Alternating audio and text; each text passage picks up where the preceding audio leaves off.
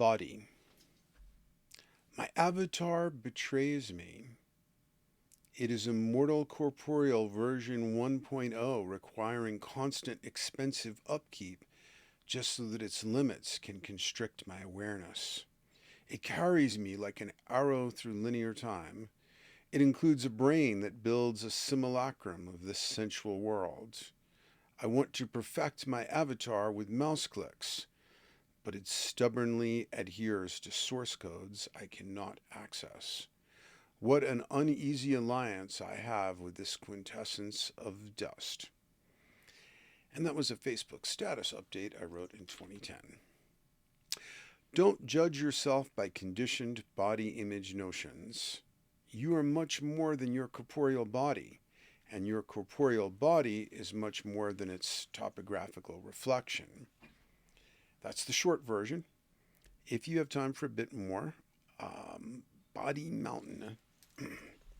There are many ways in which the body can be our mountain. Like climbing a mountain on a stormy night, corporeal incarnation presents us with one risky challenge after another. We live in a time where denial of the body has generated the polarized opposing view, the body-centric perspective. Neurological materialists believe that consciousness, if they admit such a thing exists at all, many don't, is merely an epiphenomenon or secondary effect of biochemical process in the brain. This unproven assumption is definitively contradicted by some of the findings of near-death experience research. Although the condition of our brain has a vast influence on what we experience while we are bound to this particular body or correlating with it and its brain, there is overwhelming evidence that we are not bound to a particular body. This became graphically apparent to me starting in childhood when I began to have episodic out-of-body experiences where I discovered that how much more alive I could feel when separated from my body. But more impressive are near-death experiences, and I highly recommend reading about them here. Now, you can read this totally free. This book is free. Everything I've done is free on this website and beautifully displayed. In fact, what's on the website is a second edition of this book, which is the physical book that's available on Amazon. And so you would start with Near-Death Experience and the Singularity Archetype, Chapter 3. It's linked up in the card. And then move on to Chapter 4, the glorified body, metamorphosis of the body and the singularity archetype. The body-centric point of view would have you believe that the body is not merely our life raft through human incarnation, but that we are the leaky life raft, and without it, our consciousness ceases to exist. See evidence there that that's not the case, and do your homework on near-death experience research. Another good starting place would be the book by renowned journalist Leslie Kean, Surviving Death. The journalist investigates evidence of an afterlife, as well as the Netflix series with the same name by Leslie Kean, Surviving Death. If you're scientifically inclined, then the book Consciousness Beyond Life by Pim Van Lommel. Had lunch with him twice. An amazing guy.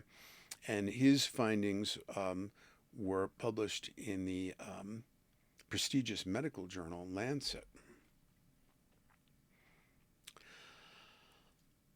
One version of the body-centric point of view is the person who is morbidly obsessed with fitness, life extension, and so forth. Anybody using the phrase anti-aging, which at this point in biotechnology in 2024 is a nonsensical term, since our bodies, like those of other animals, are pro-aging.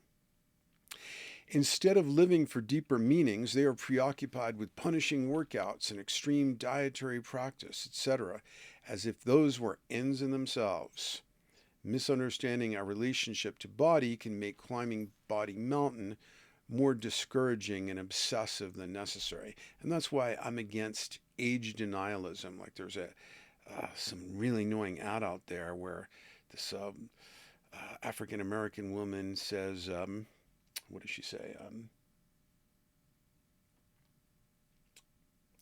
Age is just a number, and mine's unlisted.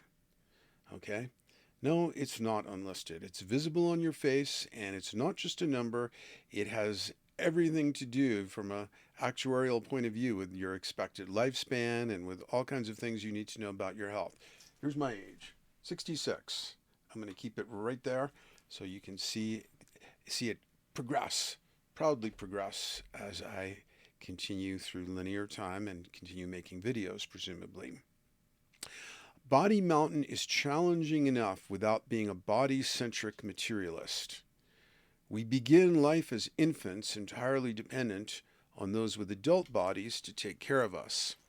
As our bodies begin to take on an adult form, they often become possessed by raging hormones, which may obsess us with the urge to couple with other bodies. And by the way, I do have a document, it's also a YouTube, called something like the 6 Noble Truths of the Zap Philosophy of Aging. It's more of a surreal rant, but it may give you some different sense about how to approach aging.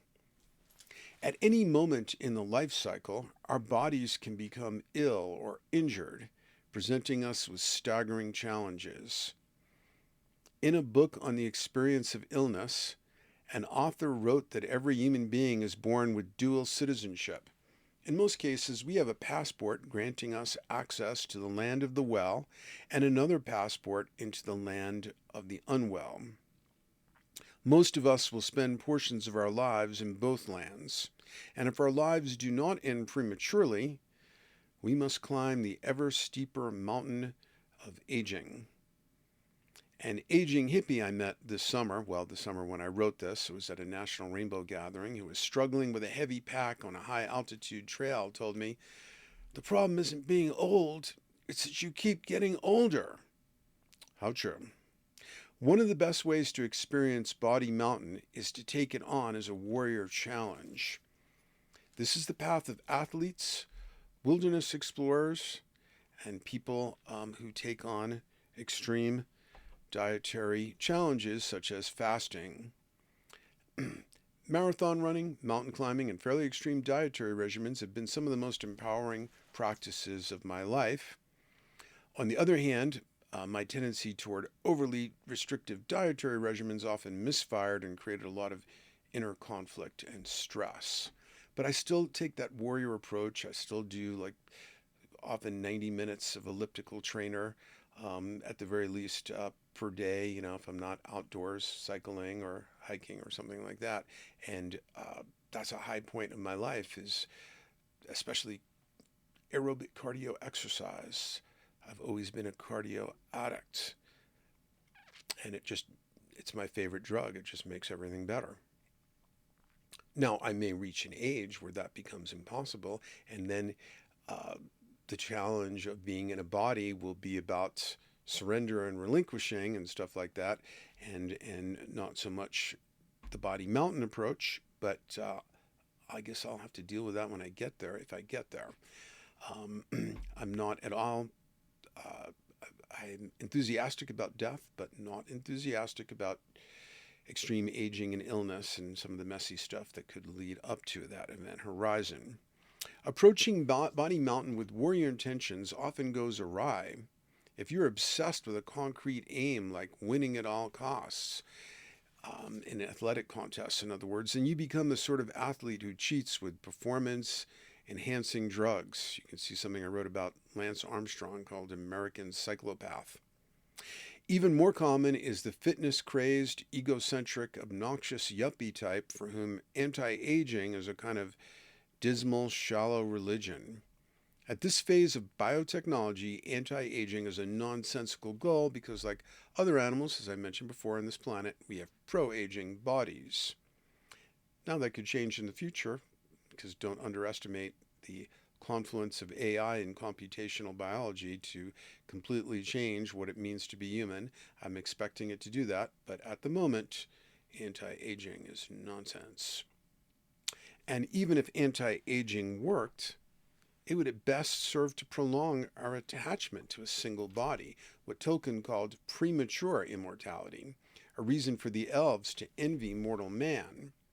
Such self-centered and morbidly obsessed fitness types are not taking on Body Mountain as a warrior challenge, because a warrior with a capital W always serves transpersonal aims. See The Way of the Warrior, which you can find if you go to the category section of the site. Always a good thing to check in on. There's a drop down menu, and you'll see these different categories. One of them is the warrior stance, and you'll find that it's also a YouTube. Depending on the context and card position, consider this an auspicious time to take on Body Mountain.